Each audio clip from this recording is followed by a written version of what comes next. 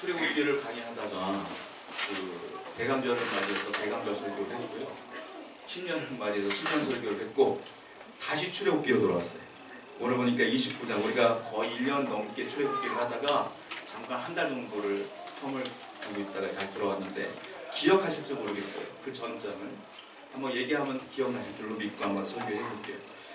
1517년도에 마틴 루터라는 종교개혁자가 있었는데 그 종교개혁자가 우리가 알다시피 우리가 학교에서 배웠던 것처럼 95개도 반박문을 딱 걸잖아요. 비텐베르그 성 안에 있는 성곽교회 정문에 딱 붙입니다. 그 반박문이 뭐냐면 로마 카톨릭이 하나님의 말씀과 위배된 사항이 95개조가 되는 거예요. 그 95개조를 딱 붙였어요. 그리고 뭐라고 말하냐면 우리 토의해보자. 너희들이 정말로 하나님 말씀대로 신앙생활하고 있고 가르치고 있느냐. 내가 볼 때 성경과 비교했을 때 95개조나 되는 상황들이 발생되어 있는 것 같다. 싸워보자 라고 얘기했어요. 그런데 루터 한 사람은 사실 일개 수도승에 불과하거든요. 그 당시에 황제와 교황이 하나의 마음으로 있었거든요. 그러니까 이게 말이 안 되는 거예요. 근데 어떤 일이 벌어지냐면 교황, 그 당시 교황이었던 그 레오 14라는 사람과 그리고 신성 로마 제국 황제였던 찰스 5세가 회의를 딱 만들어요. 그게 보름수 회의라는 거예요. 국회를 딱 열어놓고 루터를 잡아왔어요. 잡아서 뭐라고 막 이렇게 얘기를 해요. 자, 지금 네가 붙여놓은 95개조 반박문 네가 초래해라. 그럼 살려줄게. 그때 루터가 뭐라고 말하면 유명한 기도문을 남겨요. 이렇게 얘기합니다. 하나님의 말씀과 내 양심에 위배되지 않는 한 나는 초래할 수 없다. 그런데 내가 붙여놓은 저거는 아무리 봐도 하나님의 말씀과 내 양심에 위배되지 않으므로 내가 초래할 수 없다 라고 얘기해요. 그리고 그 위대한 기도를 합니다. 하나님이여 내가 여기 있사오니 나를 구원하소서 라고 기도를 해요. 근데 그 자리에 죽일 수가 없는 거예요. 명분이 없어요. 그래서 일단 풀어준단 말이에요. 풀어줬을 때에 색소니 지방에 프레덱 선제고라는 사람이 있는데 그 사람은 원래 루터를 보호해줬고 도와줬던 사람이에요. 그 사람이 데려가요. 어디로 가냐면 자기 성으로 그 바르트부르크 성 안에 데려가서 1년 동안 피신시켜요. 루터가요 1년 동안 거기 있어요. 그런데 그 95개조 반박문이 소문이 나서 전 유럽으로 퍼져나가요. 그래서 가뜩이나 카톨릭에 불만을 갖고 있는 사람들이 모였어요. 뭐가 일어납니까? 종교개혁이 거기서 시작되는 거예요. 그래서 카톨릭과 기독교가 갈라지게 되고 개신교가 시작되는 거예요. 자, 루터가 거기서 숨어 있으면서 1년 동안 뭘 했느냐면 그 당시 카톨릭은 성경을 라틴어로 다 만들었기 때문에 사제들만 읽었어요. 성도들은 사제가 설교하는 얘기만 들었단 말이에요. 근데 루터가 거기서 뭘 했냐? 최초로 그 라틴어 성경을 독일어로 번역을 해요. 그 독일어로 번역된 것이 나중에 영어로 번역되고 중국어로 번역되고 우리나라로 오직 오게 된 거예요. 그 작업을 한단 말이에요. 그리고 그가 뭘 하냐면 책을 써요. 책을 3권을 쓰는데 첫 번째 책이 교회의 바벨론 유수라는 책이고 두 번째가 그리스도의 자유에 관한, 마지막 3번째가 독일 귀족에게 고함이라는 책인데 내용이 그런 거예요. 바벨론 유수라는 책은 하나님이 성례전을 만드는 게 2가지라는 거예요. 그런데 로마 카톨릭은 성례전을 7가지를 한다는 거예요. 아무리 봐도 성경을 봐도 5가지는 없어. 2가지만 있다는 거예요. 2가지가 뭐냐? 세례. 우리가 세례하잖아요. 세례. 또 하나 성만찬. 그 성경에 기록되어 있다는 거예요. 근데 로마 카톨릭에 사는 주님이 명령하셨다고 하는 성례전은 성경에 아무리 봐도 없는 거예요. 그러니까 그 얘기를 지금 책에 쓰면서 카톨릭가 완전히 결별하게 돼요. 그리고 개신교를 만들게 됩니다. 또 하나 책이 있는데 그리스도의 자유에 관한 책을 썼어요. 그 책은 뭐냐면 그리스도의 참 자유는 복음으로 시작된다. 그 복음에 관한 책이에요. 그리고 제가 오늘 하고 싶은 얘기가 있는데 독일 귀족에게 고함이라는 책이 있어요. 그 책은 뭐냐면 자, 과거에는 제사장이 있었다는 거예요. 구약시대에. 그런데 지금도 있느냐? 지금은 없다는 거예요. 왜? 예수님이 오심으로 다 파괴됐다는 거예요. 그런데 여전히 카톨릭은 구분이 되어 있다는 거예요. 제사장이다. 그걸 누구예요? 사제가 하고 있고 성도들은 마치 그냥 아무것도 할 수 있는 존재라는 거예요. 그러니까 아니라는 거예요. 뭐라고 말하냐면 이제부터는 신약시대에는 제사장이 따로 있는 것이 아니라 모든 성도가 제사장이다. 이렇게 주장을 해요. 거기서 나온 단어가 뭐냐면 전신자 제사장론 얘기하고 그 성경에 기록되어 있는 성경 한번 볼게요. 베드로전서 2장 9절 말씀 봅니다. 읽어보겠습니다. 시작. 그러나 너희는 택하신 족속이요 이는 너희를 어두운 데서 불러내어 그의 귀한 빛 들어가게 하시기에 아름다운 덕을 선포하게 하려. 요한계시록 5장 10절 읽습니다. 시작. 그들도 우리 하나님 앞에서 나라와 제사장들을 삼으셨으니 그들이 땅에서 왕노로 드리라.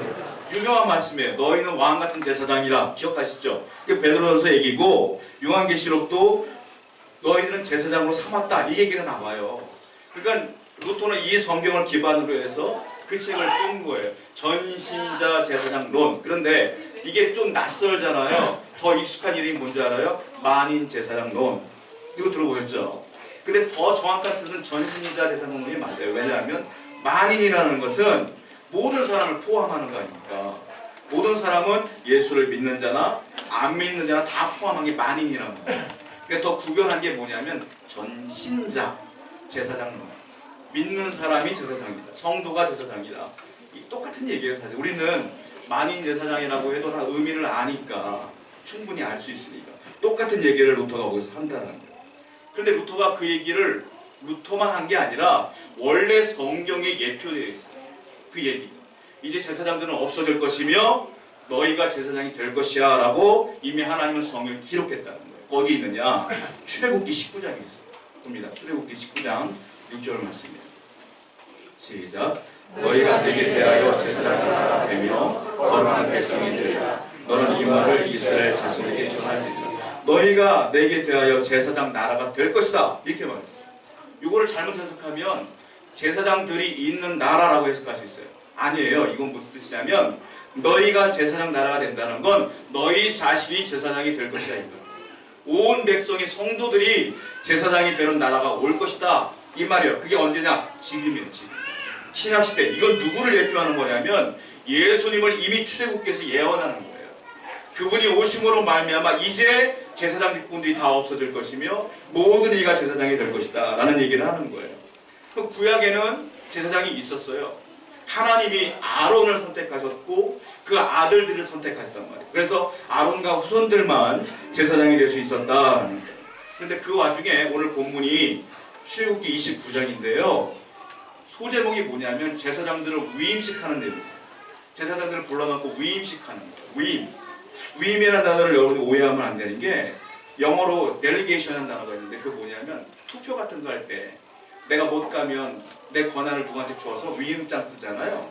그 단어가 delegation이라는 단어란 말이에요. 근데 delegation이 아니에요. 이거. 그러니까 모세의 권한을 아론에게 나눠주는 행위가 아니란 말이에요. 이거 그런 위임이 아니라 어떤 뜻이냐면 봉헌, 헌신 이런 뜻이에요. 그러니까 제사장을 딱 하나님이 세우시면서 봉헌하시고 헌신하는 consecration 이 단어가 또 비슷한 거예요. 헌신한다, 봉헌한다는 뜻이에요. 성경을 한번 볼게요.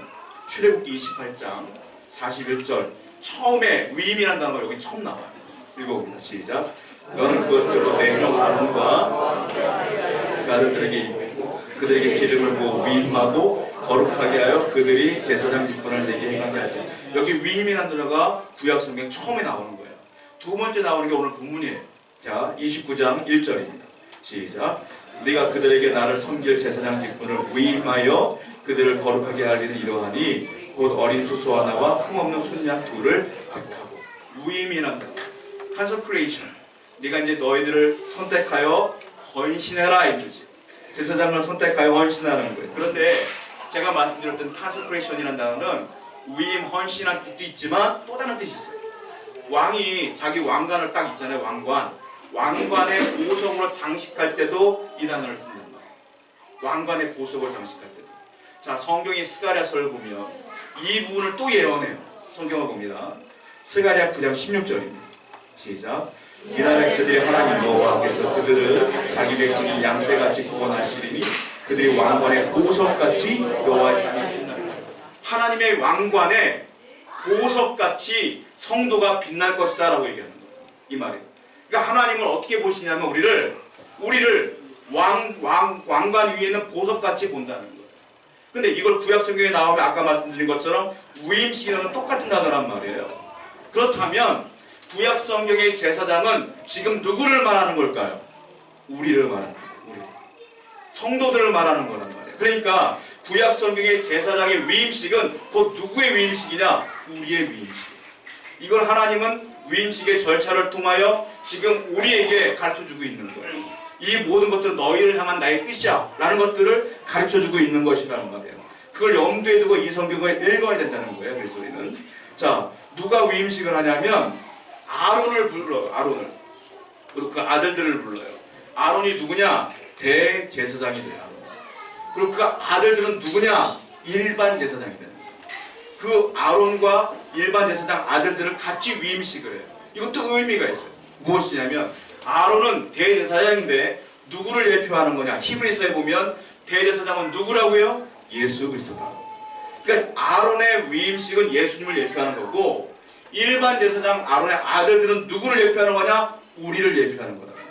그 두 가지 위임식이 같이 진행되고 있다라는 거예요. 그래서 우리가 성경을 한번 보겠습니다. 디모데전서 2장 5절 말씀 볼게요. 한번 읽어보겠습니다. 시작. 하나님은 한 분이시여 곧 사람이신 그리스도 예수. 중보자가 몇 분이라고요? 한 분이라고요. 중보자는 다른 말로 말하면 중재자예요. 여러분 예를 들면 이런 거예요. A라는 사람과 B라는 사람이 싸웠어. 관계가 틀어졌어요. 그러면 이 사람을 화해시키려고 중재자가 나타났어요. 중재자의 특징이 있어요. 뭐냐면 A라는 사람도 알고 B라는 사람도 알아야 돼요. 그렇죠? 그래 중재가 돼요. 뜬금없이 모르는 사람이 나와가지고 야 싸우지 마 하면 됩니까? 안 되잖아요. 중보자는 중재자인데 A란 분과 B란 분을 알아야 돼요. 자, 예수님이 뭐라고 그랬어요? 중보자라고 그랬어요. 하나님과 인간은 단절됐어요. 뭐 때문에? 창세기 3장의 죄 때문에. 그러니까 하나님과 내가 화해를 해야 돼. 누가 중보자가 와야 돼. 누구냐? A도 알고, 즉 하나님도 알고 인간도 아는 분이 와야 되는 거예요. 다른 말로 말하면 신이면서 인간인 분이 와야 되는 거예요. 그 누구예요? 예수님 분이 없어요. 그래서 이 세상의 모든 사람 가운데 아니 모든 유일한 중보자는 예수님 분이 없어요. 그분만이 중보자예요. 그분이 이 땅에 와서 십자가에 돌아가심으로 말미암아 나와 하나님이 화해된 거예요. 그래서 그 얘기를 지금 하시는 거예요. 그 얘기를 지금 구약 성경에서 예표로 보여주고 있다. 그분만이에요. 이 세상의 이단들 내가 예수요 내가 하나님이요 다 거짓말쟁이들이에요. 이 세상의 유일한 중보자는 예수님 분이 없어요. 흔들리면 안 된다. 그 얘기를 하는 거예요. 그런데 오늘 본문 보니까 제가 이 제사장들에게 주신 7가지 축복이 있어요. 7가지가 벌써 7가지 다 얘기를 하는데 큰일 났어요 오늘. 7가지 축복이 있다는 거예요. 그 7가지 누구한테 주는 축복이냐? 여기서는 구약 성경인 제사장 얘기지만 결국 누구냐? 우리에 대한 얘기. 그 축복이 뭐냐? 첫 번째, 제사장은 아무나 안 돼요. 시험 봐서 90자 이상만 되는 게 아니에요. 누가 제사장이냐? 하나님이 그냥 선택하신 거예요. 아론 네가 해. 네 아들들만 제사장이야. 그 외에는 안 돼. 하나님이 선택했어요. 여러분들은 누가 선택했느냐? 하나님이 하신 거예요. 여러분들이 어떻게 믿음이 생겼느냐? 공부해서 아니에요. 하나님이 선택해서 믿음이 생긴 거예요. 여러분들은 선택된 백성이라 이 얘기를 하는 거예요. 자, 질문이 있어요. 그러면 하나님이 왜 아론과 그 아들들만 선택했을까요? 제가 성경을 봤어요. 성경에 안 나와요. 안 나와 아무리 봐도. 그럼 정답은 뭐예요? 나도 몰라요. 하나님이 왜 선택했을까요? 몰라요. 그걸 뭐라고 하는지 아세요? 하나님의 주권이라고 합니다. 하나님 마음이다 이런 거예요. 하나님은 창조주, 우리는 피조물. 하나님 피조물이 하나님한테 왜 쟤만 선택해요? 따질 수 있어요? 하나님은 토기장이, 나는 그릇. 그릇이 왜 쟤만 선택해요? 따질 수 있어요? 없어요. 그릇 만든 분이 마음대로 하는 거예요. 그걸 뭐라고 하느냐? 주권. 하나님이 누구를 선택했느냐, 누구를 선택하지 않느냐, 그건 우리는 몰라요. 다만 중요한 건 저와 여러분들이 선택돼서 여기서 예배하고 있으니 감사한 거예요. 그것이 정말 감사한 거지 따질 필요 하나도 없다. 그럼 오늘날 누가 참 성도가 될 수 있을까요? 하나님께 선택된 사람만이 참 성도가 되는 거예요.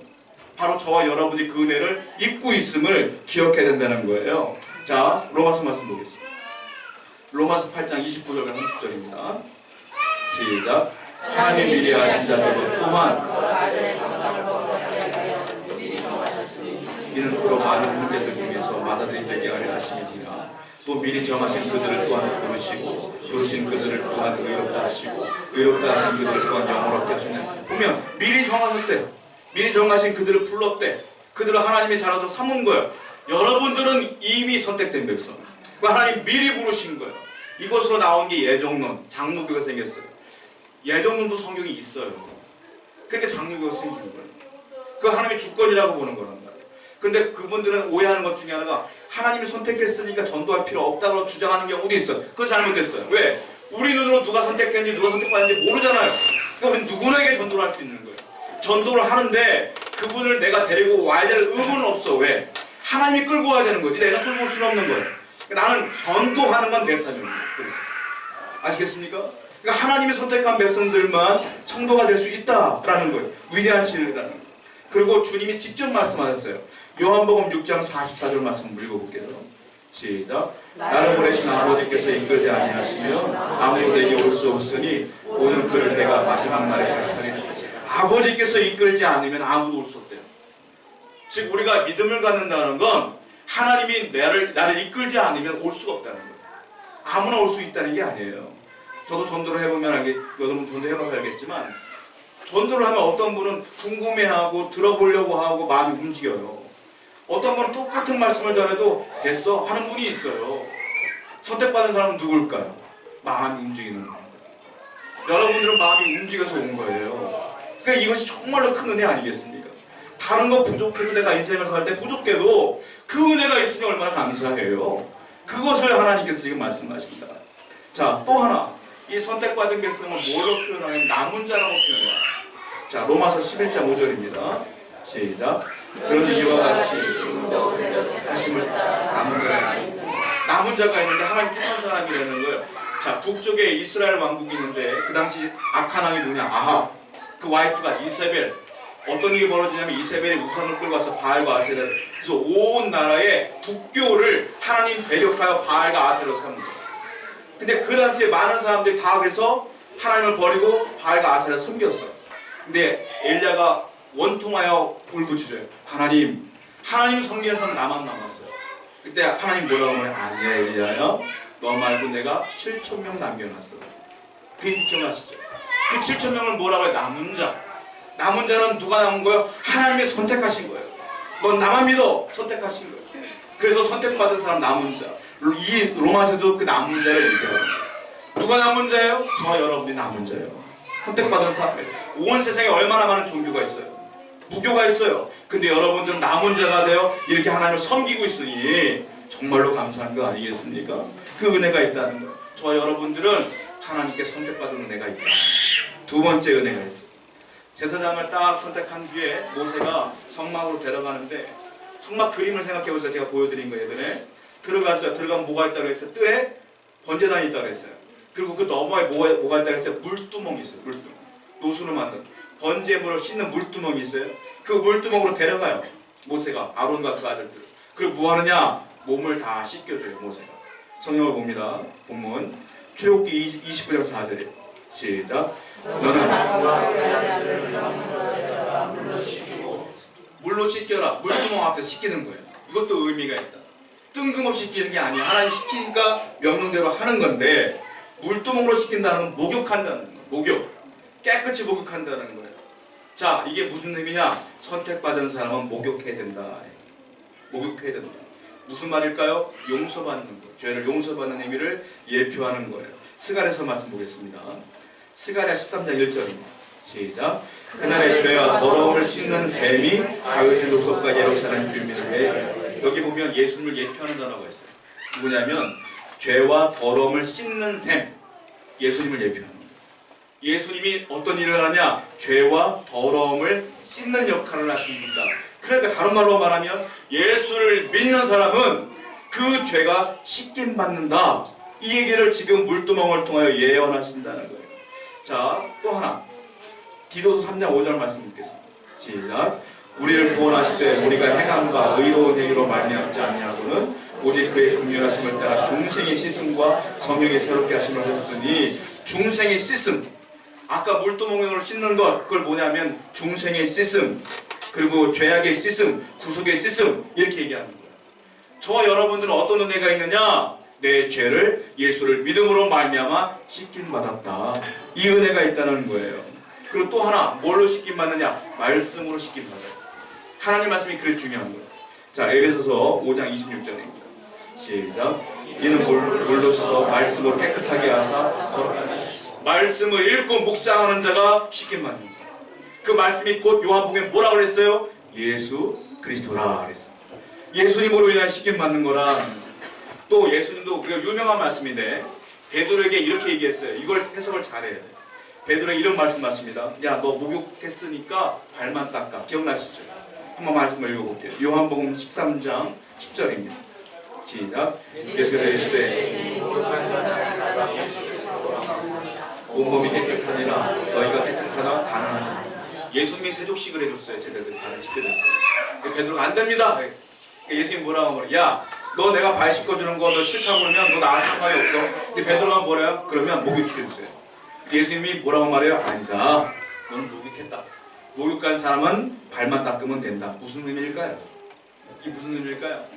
목욕과 발 씻는 건 뭘까요? 제사장은 제가 저번에 설명해 드린 것처럼 예배를 때 신을 신으니까 안 신습니까? 맨발로 작업한다고 말씀드렸죠. 제사장은 매일 제사를 드리고 매일 발을 닦는 사람이에요. 그러니까 발을 닦는 게 의미가 있는 거예요. 그래서 지금 물두멍으로 목욕을 했다는 건 뭐냐면, 자, 저와 여러분들이 예수님을 알기 전에 죄인이었을 때 예수를 믿음으로 말미암아 목욕하게 된 거예요. 그러니까 더 이상 우리 목욕할 존재가 아닌 거예요. 그걸 구원이라고 그래요.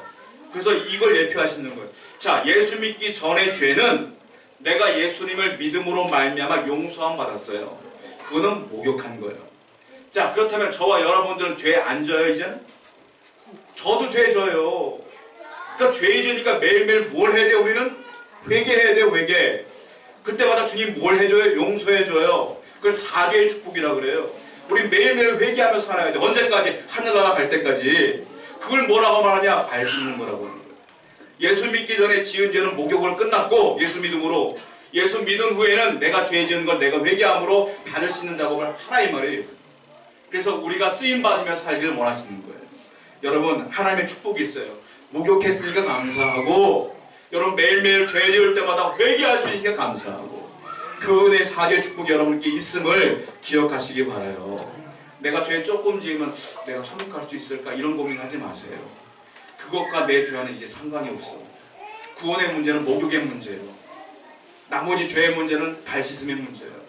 따로요, 따로. 그러니까 항상 하나님께 감사하시고 내가 예수를 믿는 것 때문에 구원받은 것에 감사하시기 바랍니다. 자, 세 번째 축복이 있어요. 뭐냐면 제사장은 아무 옷이나 입으면 안 돼요. 기억나십니까? 일반 제사장은 하얀 삼배옷을 입는다고 내가 말씀드렸어요. 세마포. 그리고 대제사장은 뭐예요? 세마포에다가 청색 겉옷을 입고 에봇을 입고 그 판결 흠패를 달고 머리에 관을 쓰는데 여호와께 성결 이렇게 쓴다고 했잖아요. 기억나시죠? 꼭 그렇게 입어야 돼요. 아무거나 내가 편한 거 그냥 청바지 입고 다니면 안 되는 거예요. 면바지 입으면 안 돼. 반바지 입어도 안 돼. 하나님 명령하신 그 옷을 입고 움직여야 되는 거예요. 자, 중요한 게 있어요. 무슨 말이냐면 왜 그렇게 귀찮게 하나님 만들었냐면 제사장은 바른 옷을 입어야 된다는 거예요. 바른 옷을 입어야 제사장이 된다는 거예요. 제사장은 누구라고 그랬어요? 저와 여러분이라고 했어요. 그럼 저와 여러분은 뭘 입어야 돼요? 바른 옷을 입어야 되는 거예요. 그런데 제사장은 그 옷을 만든 적도 없고 옷을 입을 때도 자기가 입지 않아요. 모세가 다 입혀줘요. 모세가 아론에게 입혀주고 아론 아들에게 다 입혀주는 거예요. 그 옷에 대한 자기의 어떤 노력도 없어. 제사장은. 그것도 의미가 있는 거예요. 왜? 이 옷은 정체가 있어요. 신약시대의 옷은 누구를 얘기하는 거냐? 갈라디아서 3장 27절 말씀드리겠습니다. 시작. 누구든지 그리스도와 그 옷이 누구라고요? 그리스도라고. 그리스도로 옷 입었느니라. 그러니까 무슨 말이에요? 제사장은 아무것도 안 돼. 예수 그리스도로 옷 입어야 되는 거예요. 저와 여러분들은 어떻게도 구원받을 수가 없어요. 누구 때문에 구원받는 거예요? 예수 그리스도를 믿어야 구원받는 거예요. 그 의미라는 거예요. 자, 이사야 61장 10절 말씀 들어볼게요. 시작. 내가 여호와로 말미암아 크게 기뻐하며 내 영혼에 나의 하나님으로 말미암아 즐거워하리니 이는 그가 구원의 옷을 내게 입히시며 공의의 겉옷을 내게 더하심이 신랑의 상 신부가 자기 젖옷을 단장함 같게 하여. 그가 구원의 옷 누구를 예표하는 거야? 예수를 예표하는 거예요. 그러니까 누가 구원받는 거예요? 예수님으로 옷 입은 자가 구원받는 거예요. 예수를 믿어야 된다. 또 예수님이 이러한 그 비유를 말씀하신 적이 있어요. 기억나세요? 한 왕이 초청했는데 어떤 사람이 이상한 옷 입고 다니는 거예요. 야, 그거 너 내가 준 옷 안 입어서 나가. 기억나십니까? 성경 읽어볼게요. 마태복음 22장 11절 12절입니다. 시작. 임금이 손님을 보러 들어올세 이르되 친구여 어찌하여 예복을 입지 않고 여기 들어왔느냐 하니 그가 아무 말도 못하거늘 주인이 야 얘를 잡아다가 바깥 어둠으로 끌려가. 그 장면이에요. 이게 무슨 말이에요? 예수님이 하나님이 말씀하신 예복을 입고 가야 된다는 거. 무슨 얘기냐? 예수님 외에 구원받을 옷은 없다는 얘기를 주님이 직접 하시는 거예요. 이게. 여러분 이 세상에는요 내가 구원자다, 여기를 와야지 진리다, 이상한 종교들 많아요. 허영병만한데 하나님 외에는, 예수 그리스도 외에는 없어요. 저도 예수님 믿어야 구원받는 거예요. 여러분도 마찬가지예요. 어떤 사람도 마찬가지예요. 어떤 사람도 과거나 지금이나 앞으로나 예수 외에는 구원받을 길이 전혀 없음을 기억하세요. 그 구원을 받을 길을 여러분들이 믿고 있으니 참 감사합니다. 그 은혜가 있다. 자, 네 번째 은혜가 있어요. 제사장들은요 몸을 지킨 다음에 옷을 입힌 다음에 그 모세가 뭘 하냐면 기름을 부어요. 기름. 관유라고 하는 기름을 머리부터 쫙 부어요. 한번 읽어보겠습니다. 본문 7절 읽어봅니다. 시작. 관유를 가져다가 그의 머리에 부어 바르고. 모세가 기름을 딱 부어줍니다. 관유가 뭐냐면 몰약, 육개, 참포, 계피, 감람기름을 섞어요. 섞어서 만든 기름을 관유라고 해요. 그 관유를 어떻게 하냐면 성막 안에 있는 성막 도구들 있지 않습니까? 거기다 다 발라요. 다 바르고 마지막 제사장들을 불러다가 그 머리에 붓고 옷에까지 부어서 완전히 젖게 만들어요. 그 기름이 줄줄줄 흐르게 만드는 거예요. 자, 시편 133편 2절 이렇게 부어요. 시작. 시편 133편 2절입니다. 시작. 머리에 있는 고개로운 기름이 수염 곧 아론의 수염에 흘러서 그의 옷깃까지 쭉 흐르는 거예요. 이게 hluk의 기름을 다 부어 만들어요. 자, 그렇다면 제사장은 기름 부음 받은 사람이에요. 신약시대의 저와 여러분들은 역시 기름 부음 받은 사람이에요. 오늘날 기름 부음이라는 단어를 잘못 쓰는 경우가 있어요. 젊은 사람들 모이는 찬양 집회 같은 데 가잖아요. 그때 기도 제목이 뭐냐면 하나님 우리에게 기름 부음 허락하여 주옵소서. 기도하고 막 찬양해. 그때 막 방언이 터지고 환상이 보여지고 예언이 터지고 오면 기름 부음 받은 걸로 만족하고 가다들. 기름 부음은 그게 아니에요, 여러분. 기름 부음은 내가 방언을 해야 되고 예언을 해야 되고 내가 병 고침을 기도했을 때 병이 나아지고 이게 기름 부음이 아니에요. 자, 아론과 그 아들들 제사장에게 전부 다 기름 부음을 시켜줬다는 말이에요. 전부 다. 그 말은 제사장 누구나에게 기름 부음이 있다는 얘기예요. 저와 여러분들은 이미 기름 부음 받은 사람이라는 뜻이에요, 이게. 자, 요한일서 2장 20절 말씀 볼게요. 시작. 너희는 거룩하신 자는 누구냐? 예수님. 이미 우리는 예수님으로 인하여 기름 부음 받은 자다. 기름 부음을 다른 말로 말하면 성령의 내주하심이라고. 그러니까 성령이 아니고서는 예수를 믿을 수가 없어. 분명히 예수님이 그랬어요. 그러면 성령의 내주하심은 기름 부음이라면 예수님을 믿는 저와 여러분들은 기름 부음 받은 거예요? 안 받은 거예요? 기름 부음 받은 거예요. 다만 우리가 추구하는 건 뭐냐? 성령 충만을 추구하는 거예요. 성령 충만한 자에게 은사가 나타나는 것이죠. 그러니까 어떤 사람은 내가 성령이 충만해, 난 덜 충만해, 이걸 우월감 갖는 것도 문제예요. 성령은 이미 여러분에게 오셨어요. 다 기름 부음 받은 거예요. 여러분과 저는 그래서 예수를 믿는 거예요.